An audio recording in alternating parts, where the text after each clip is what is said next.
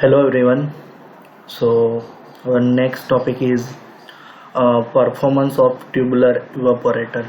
Okay. So the performance of a steam heated tubular evaporator is evaluated in terms of capacity and economy. जो ये पूरा terms है performance का वो mainly depends upon capacity and economy पे depend होता है. So what is the capacity? The capacity of an evaporator is defined as the number of kilogram of water vaporized or evaporated per hour.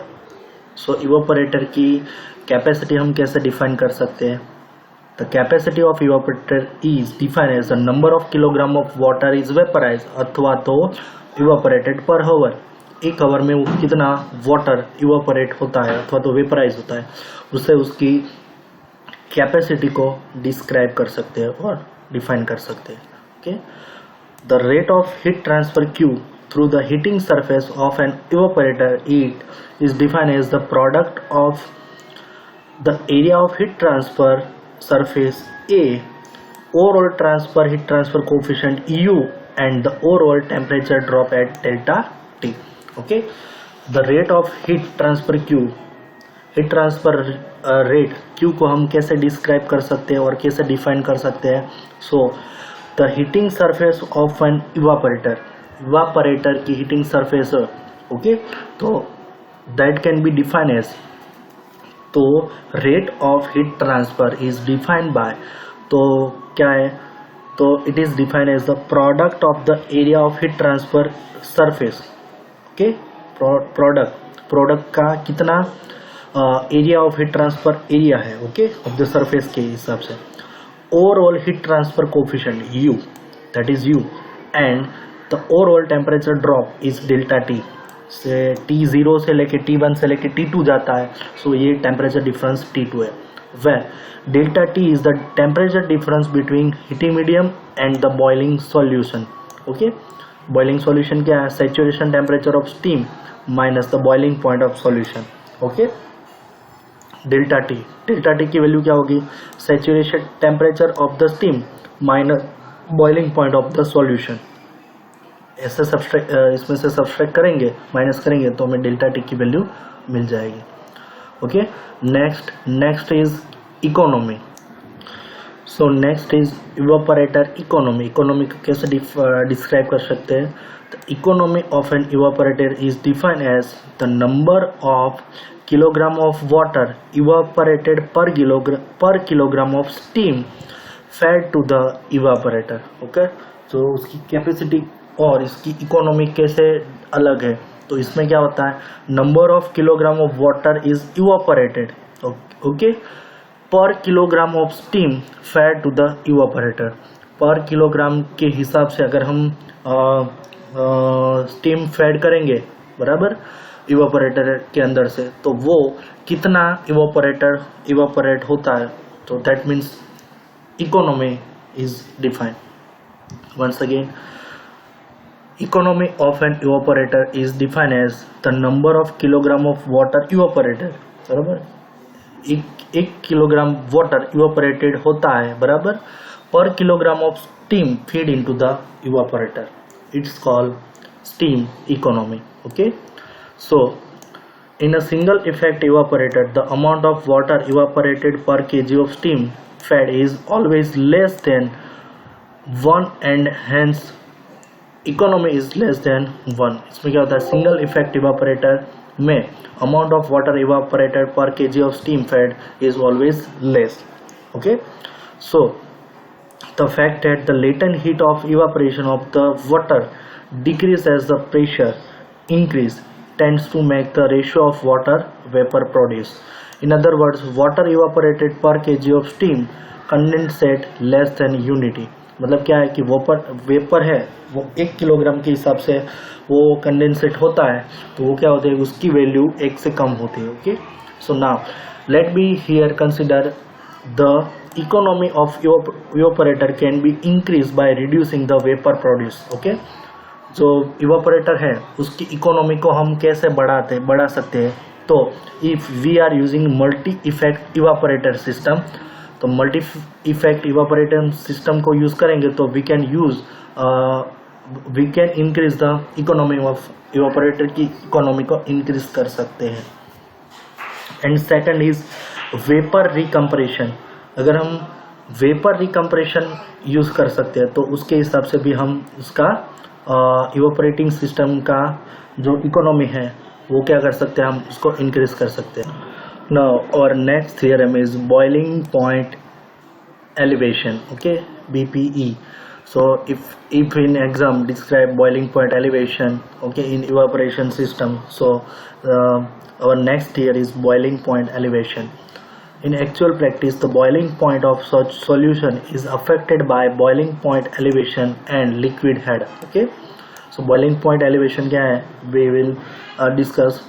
So as the vapor pressure of most aqueous solution is less than that of water at any temperature, जो उसका vapour pressure है वो कोई भी aqueous solution का vapour pressure है वो always less then क्या होगा, वो वाटर के प्रेशर से एट गिवन टेम्परेचर पे वो कम होगा। The boiling point of a solution is higher than that of a pure water at a given temperature, okay, this is simple. So the difference between the boiling point of a solution, so the difference between the boiling point of solution and that of pure water at any given temperature is known as the boiling point elevation of the solution, okay. So it is the definition of BPE. The difference between boiling point of a solution का boiling point and then that उसका comparison that pure water and then pure water at given temperature is known as a boiling point elevation, okay. Once again, तो ये किसका difference है, it is the difference between boiling point of a solution का boiling point लेना and that उसका किसके हिसाब से लेना, प्योर वाटर के हिसाब से एट गिवन टेम्परेचर पर, गिवन प्रेशर पे। So it's known as a boiling point elevation. The boiling point elevation is small for dilute solution and large for concentrated solution in organic salts, okay. So dilute solution के लिए वो कम होता है and concentrated solution के लिए वो क्या होता है, लार्ज होता है, okay. Now the boiling point elevation can be obtained from an empirical rule known as a During's rule, okay. So if in exam also this question is also asked as a explain During's equation or During's rule, okay. So this is known as a During's rule. So boiling point elevation can be described more explained by During's rule. So During's rule state that the boiling point of a given solution is a linear function of the boiling point of pure water at the same pressure, okay. So क्या कहता है During's rules? It states that boiling point of a given solution का boiling point वो क्या होता है, linear function है of the boiling point of a pure water, okay. Boiling point of a given solution is linear with the boiling point of pure water at a same pressure, okay. So the boiling point of a solution is plotted against the boiling point of water and we get the straight line shown in figure, and such as a plot an aqueous solution of sodium hydroxide of a different concentration, okay. So अगर हम boiling point of solution, बराबर ये point है that is boiling point of solution है और ये point है boiling point of water, okay. So 100 degree Celsius के हिसाब से boiling point of solution है तो उसका ग्राफ प्लॉट करेंगे तो वो ऑलवेज किसी भी कॉन्सेंट्रेशन पे वो क्या होगा, लीनियरली हमें मिलेगा, ओके. तो इफ यहाँ पे एग्जाम्पल दिया है sodium hydroxide, if we plot a graph between boiling point of solution versus boiling point of water, तो ये ग्राफ हमें कैसे मिलेगा, इस तरह लिनियरली मिलेगा, ओके. ये क्या है, जीरो कॉन्सेंट्रेशन पे भी हमें ऐसे मिलता है। If we are increasing the concentration, अगर हम उसकी कॉन्सेंट्रेशन बढ़ाते हैं तो वो भी क्या होगा, ऐसे इंक्रीज होता जाएगा। ये 30% लिया है, 40% लिया है, 50%, 60% एंड 70% कॉन्सेंट्रेशन लिया है, तो Duhring's plot of sodium hydroxide, okay, so इसके हिसाब से उसका कॉन्सेंट्रेशन है, okay, so boiling point of solution versus boiling point of water का जो ये प्लॉट है ऑलवेज इन लीनियरली होगा, okay. So now this theorem can be more explained. Let me consider material balance and enthalpy balance for a single effect evaporator. So single effect evaporator के लिए हम क्या कर रहे हैं यहाँ पे, single effect evaporator के लिए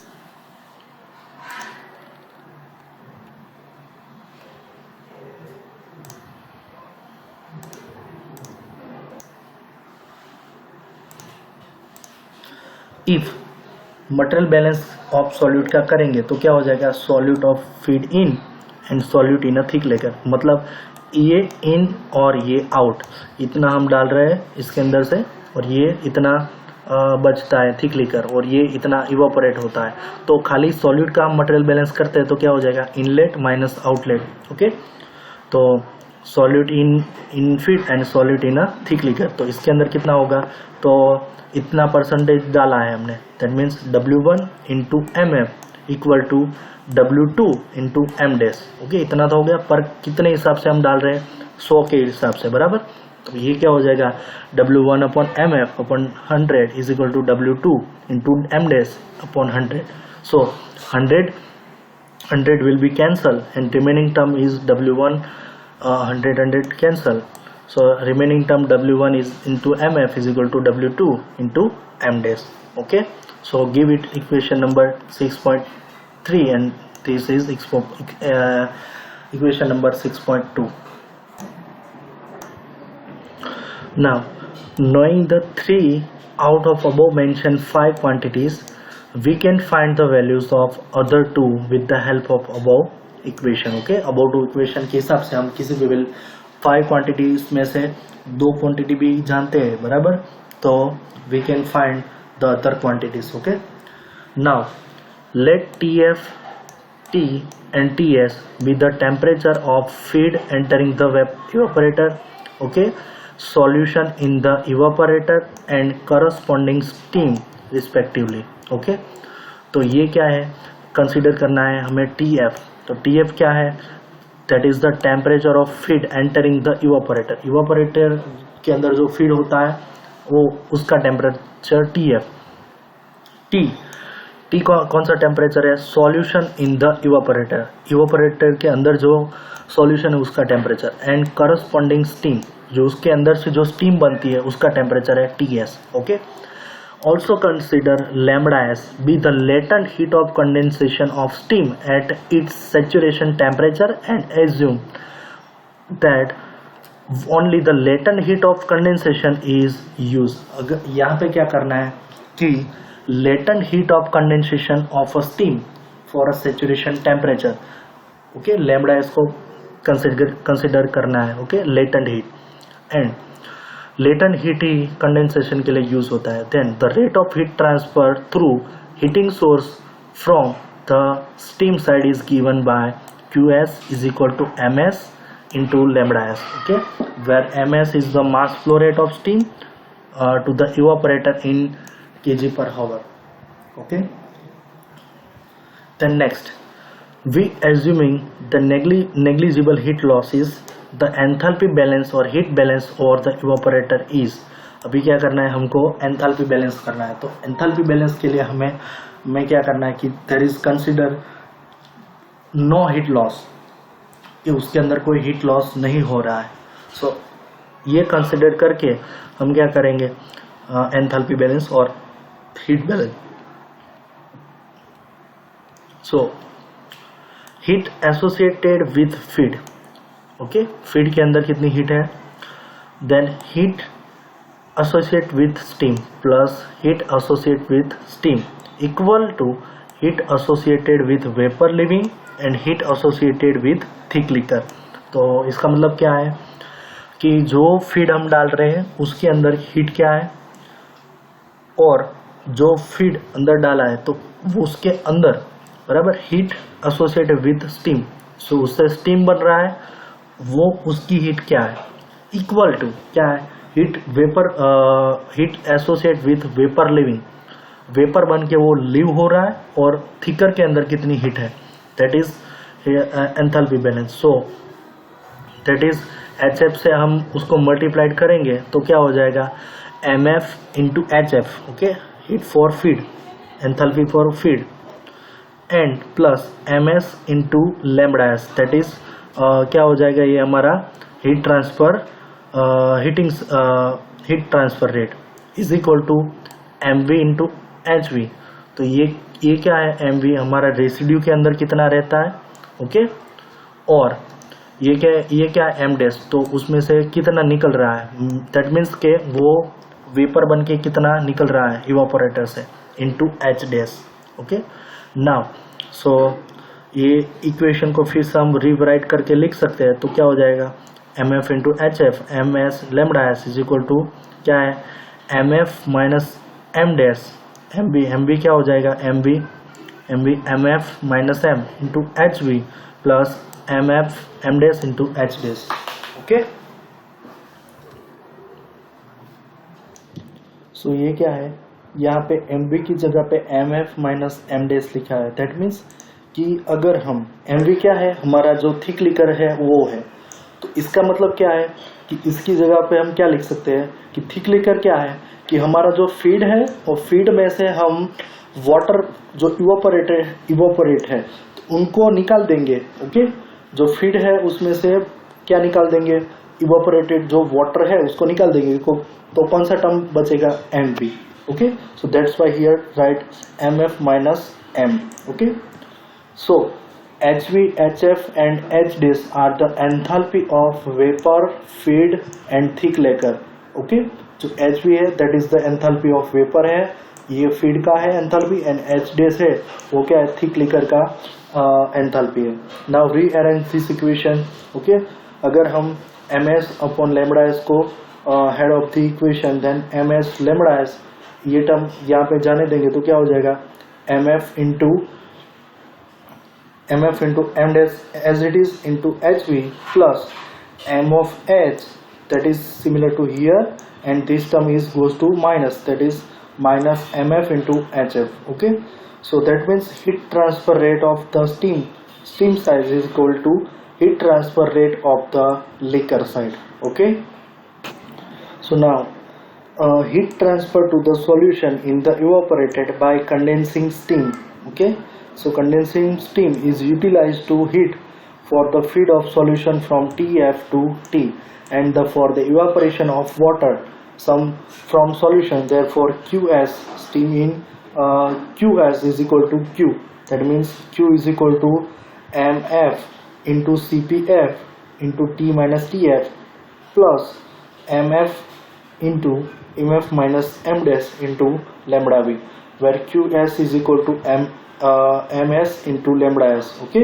सो MS इज इक्वल टू क्या लिखा है, MM इंटू ये टर्म लिखा है, and CPF that is specific heat of solution है, एंड लैम्बडा भी क्या है, latent heat of evaporation of the thick liquor है, okay. So CPF specific heat of feed solution and lambda V is the latent heat of evaporation of the system. Now for a negligible of boiling point rise, that means lambda V को क्या consider करना है, lambda consider करना है, that is the latent heat of vaporisation of the water at a pressure in the vapour space, and it can be steam table, okay.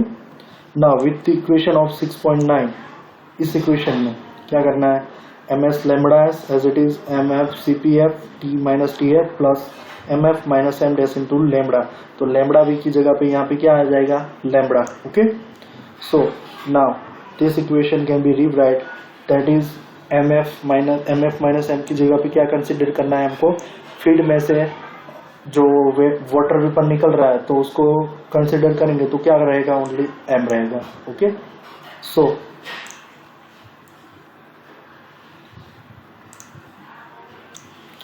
So remaining term is the boiling point of a solution corresponding to a pressure in the vapor space can be obtained by knowing the value of boiling point elevation and boiling point of pure water at that pressure, okay।